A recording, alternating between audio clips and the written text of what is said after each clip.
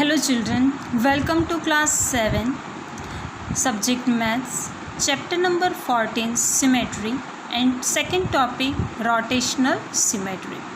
Rotational का मतलब होता है किसी भी शेप को, किसी भी चीज़ को रोटेट करना यानी कि घुमाना, सर्कल शेप में घुमाना। अब हमें पता है कि जब सर्कल शुरू होता है तब उसका जो स्टार्टिंग की जो डिग्री होती है वो होती है 0 डिग्री, बाद में वो घूमते घूमते आता है 90 डिग्री पर, आफ्टर दैट 180 डिग्री, उसके बाद 170 degree and the last is 360। जब 360 पर आता है तब वो पूरा सर्कल कहलाता है।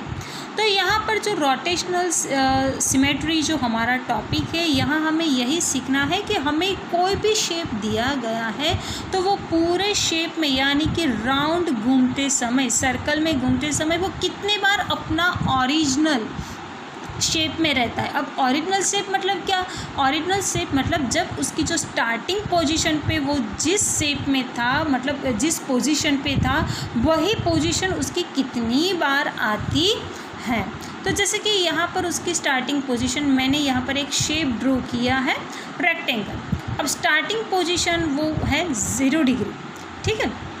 यहाँ पर 360 डिग्री वो उसका एंडिंग बताया गया है, इसीलिए मैंने अंदर लिखा है, बल्कि जब वो स्टार्ट होगा तब 0 डिग्री से वो शुरू होगा।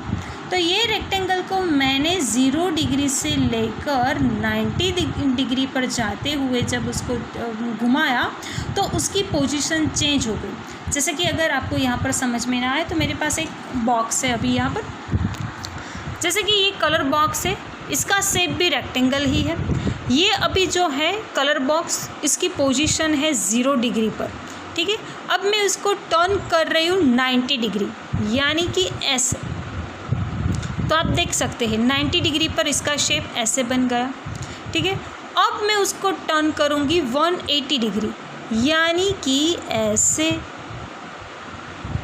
ठीक है, 180 डिग्री। तो 180 डिग्री पर ऐसे। अब आपको समझ में आ गया होगा कि यही पोजीशन कलर बॉक्स की जब हमने 0 डिग्री से स्टार्ट किया था तब भी ये यही पोजीशन पर था, यानी इसकी सेम पोजीशन रोटेट करते समय कितनी बार आई? अभी तक की एक बार। अब मैं इस बॉक्स को टर्न करूँगी 270 डिग्री यानी कि ऐसे। तो देखिए 270 डिग्री। अब लास्ट 360, जब मैं 360 को उसको टर्न करूँगी तभी तो ये पूरा सर्कल रोटेशन कंप्लीट हुआ होगा ना। तो अब मैं उसको टर्न करती हूँ 360 यानी ये बॉक्स आ गया है अपने रियल पोजीशन पे। तो अपनी रियल पोजीशन पर ये बॉक्स कितनी बार आया? 2 टाइम्स। सबसे पहले आया था 180 डिग्री पर और उसके बाद वो आया 360 डिग्री पर, ठीक है। तो ये 2 टाइम्स जो ये पूरा शेप है वो 2 टाइम्स अपनी पोजीशन पर है, तो इसको कहेंगे order of symmetry. How many? 2। अब नेक्स्ट शेप को हम देखते हैं। नेक्स्ट शेप हमारे पास जो है वो है ओवल शेप। ओवल शेप, तो यहाँ पर ओवल शेप जो है उसकी स्टार्टिंग पोजीशन 0 डिग्री पर कौन से शेप में है? तो ये मैंने ऐसे ड्रॉ किया है, ठीक है। अब उसको मैं 90 डिग्री पर करती हूँ।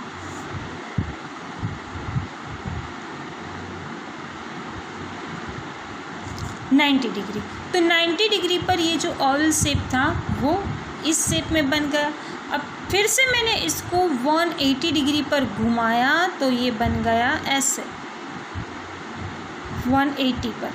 अब 180 से हम कहाँ जाएंगे?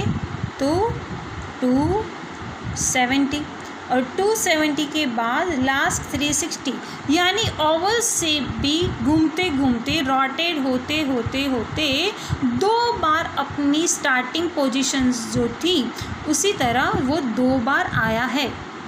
तो यहाँ पर भी हम कह सकते हैं कि ऑर्डर ऑफ सिमेट्री इज़ 2। तो जब आपके पास रेक्टेंगल और ओवल ऐसे शेप होते हैं तो पता चल जाता है आपको। पर अगर आपके पास मान लो सर्कल शेप है, इस तरीके का आपके पास स्क्वायर शेप है, तो इसको आप कैसे पता करोगे कि ये जो स्क्वायर शेप है वो कितनी टाइम रोटेट हुआ है? तो इसको पहचानना, इसको समझना भी आसान है। सबसे पहले तो मेरे पास एक स्क्वायर शेप है। स्क्वायर शेप की स्टार्टिंग पोजीशन यहाँ पर भी मैं 0 डिग्री कर देती हूँ, यानी कि 0 डिग्री से वो स्क्वायर जो है वो टर्न होता है। 0 से कहाँ जाता है? 90 डिग्री को। पर स्क्वायर को तो हमें पता है कि स्क्वायर की सारी जो चारों साइड होती है, ऑल साइड आर इक्वल। तो इसको तो हम जब भी किसी भी साइड में हम रोटेट करेंगे तो हमें वो इक्वल ही लगेगा। इसीलिए मैंने क्या कर दिया है कि यहाँ पर मैंने एक पॉइंट बना लिया है और उस पॉइंट का नाम मैंने दे दिया है पॉइंट P। अब हमें ध्यान ये रखना है कि ये पॉइंट P कहाँ रोटेट होता है, और क्या ये रोटेट होता है तो उसकी पोजीशन, उसका शेप वो चेंज होता है या नहीं। तो इस पोजीशन को P को मैंने टर्न किया 90 डिग्री को, यानी P आ गया यहाँ। ठीक है, स्क्वायर तो एज इट इज़ ही रहा है। अब 90 डिग्री से मुझे मूव होना है 180 डिग्री को, यानी P को मैंने मूव किया 180 डिग्री को, यानी कि यहाँ पर P आ गया यहाँ नीचे। फिर से यहाँ देखिए तो जो स्क्वायर है वो वैसा का वैसा ही है, जो P की पोजीशन है वो चेंज हो रही है। फिर 180 डिग्री से मैंने टर्न किया इस शेप को 270 डिग्री पर। 270 डिग्री पर आते हुए भी जो P शेप है वो P पॉइंट है वो चेंज हुआ, पर जो स्क्वायर शेप है वो वही का वही रहा। फिर मैंने उसको टर्न किया 360 डिग्री पर। 360 डिग्री पर जब मैंने इसको टर्न किया तो फिर से P ने अपनी पोजीशन चेंज कर ली, पर जो शेप था स्क्वायर वो वही का वही रहा। यानी कि जो शेप हमें स्टार्टिंग पोजीशन में दिखा था 0 डिग्री पर, वही शेप हमें एंड में 360 डिग्री पर भी देखने को मिला। तो यहाँ पर हम कह सकते हैं कि हमने स्क्वायर को जितनी भी बार रोटेट किया है तो वो उस टाइम पर उसने अपना जो शेप है वो वही का वही रखा है। तो 1 2 3 4, तो यहाँ पर ऑर्डर ऑफ सिमेट्री इज़ 4।